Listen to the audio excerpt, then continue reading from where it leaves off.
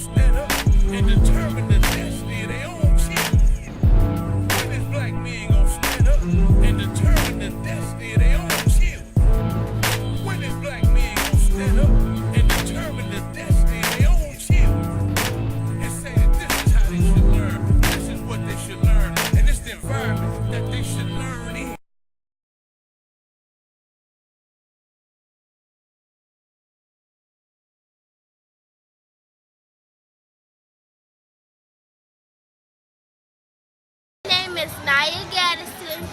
My dad's name is Brother D. You're watching We're in This Together. Peace to you. Peace to you. Celebrate that. We give it each and every corner to God. Woo! Come on, give God some praise. There you go. Praise Him already. Yeah.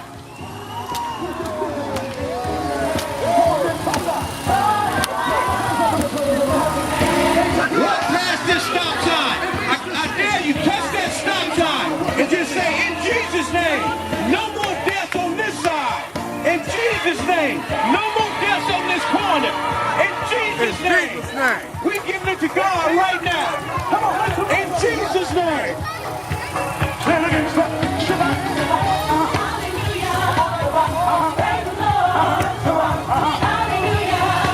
To walk around, giving us the strength to walk through these neighborhoods, declaring victory even right now.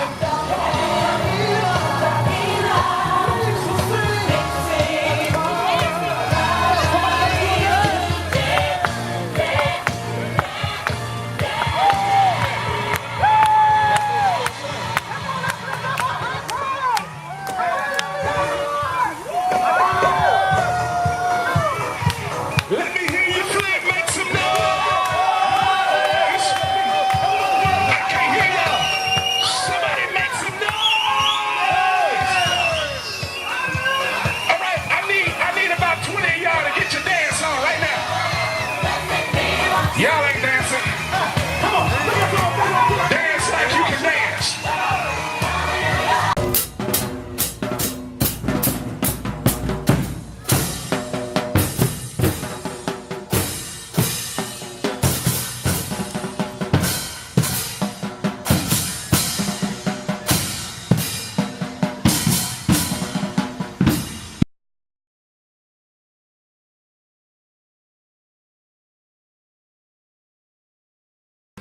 Good footage, y'all. It was a good day.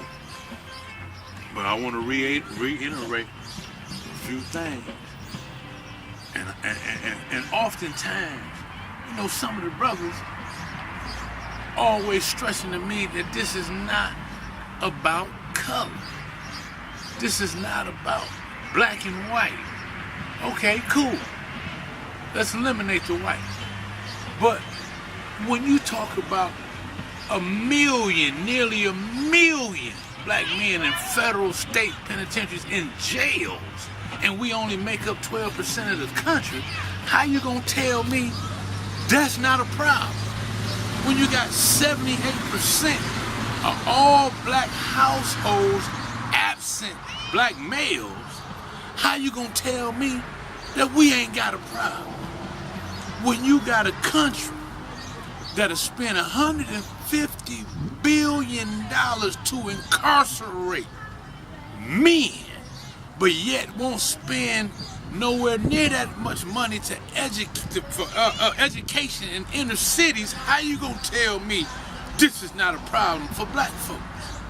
When you got a country that'll spend $1 trillion nationwide to fight the war on drugs, and most of its victims are black men, how you gonna tell this is not our problem? I'm gonna tell you something. See, you can come with your emotional thoughts about how it should be. That's fine and that. But don't come with your emotional thoughts and ignore the facts. Because if you ignore the facts and just go on your emotions, then you ain't somebody we should be listening to. Because this country they get too much economic gain from our misery, man. So we can't be looking to other people to solve our problems. They even got this thing going now with our young kids where they put them on Ritalin and other type of meds. And this money that it costs to distribute these meds is becoming another economic superpower in our community. So why would we want to right this wrong? Why would America want to right this wrong when it's so much to be benefited from our misery? If you in Michigan alone, Ionia, 90% white city, 5 prisons. St. Louis, 80% to 90% white town, 4 prisons.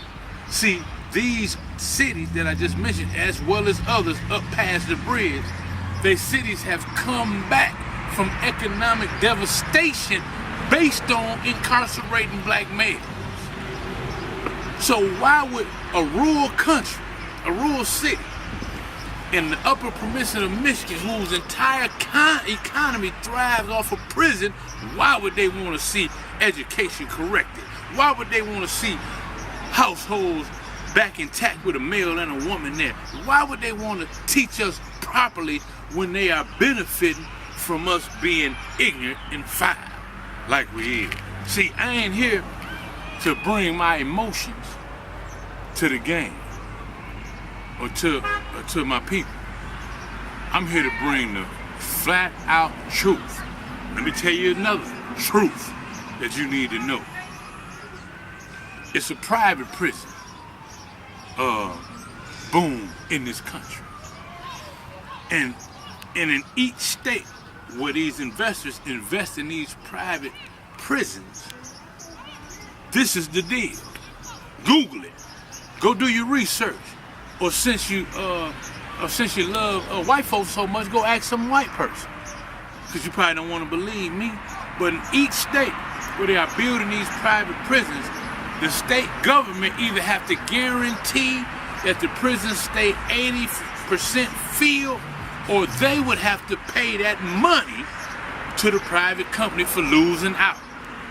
So, if there's a plan in place for a private prison to have 80% of that prison filled at all times, or the government have to pay, then what you think they're gonna do, man? You think they're gonna fund us the way we need to be funded to correct the ills in our community, or you think they're gonna keep getting rich off our misery? And this is why, this is the main reason why we have never received the correct knowledge. We have never received the correct knowledge because they always want our actions to be in accord with them. This is why we can have a march that say we trying to stop the violence. We can have a march that we say the goal is to stop the violence, and during the process of that march, you hear nobody say nothing about black males. Even though when you go to the funerals, when you go to the jails and prisons, they full of us. But you are marching, not even mention the perpetrators or the victims of what you marching about, man. Because we fearful for one, and we ignore the facts and ride on our emotions. But let me tell you something, and I'm gonna leave you with this. It's new leadership on the rise. It's new voices on the rise. And just like God told Moses to go tell Pharaoh to let his people go, yeah, you read the same Bible. God didn't say Pharaoh. God didn't tell Moses go tell Pharaoh you want to integrate. God didn't tell Moses go tell Pharaoh, hey, you need to educate our children. God told Moses to go to Pharaoh and say, let my people go. Brother D in Flint today saying that you have to let the black man go. But it is a difference between then and now. We don't really have to say let us go, because we are. The only difference between let my people go in the past and now But see, this government has already let us go. We continue to hold on to them.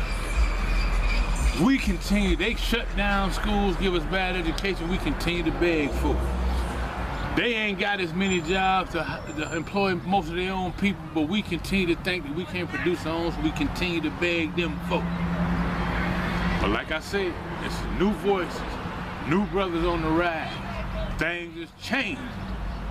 And these youth really don't want to hear that. That's why today, at the march today, as beautiful as it was, it lacked black males. Until I see y'all again next time on We In This Together, this is Brother D. If I said anything that's encouraging, uplifting, or made you understand better, all praise be to God. If I said anything that rubbed you the wrong way, or offended you, or you just didn't understand, be patient with me. God ain't through with me yet. We in this together. This Brother D. Peace to you.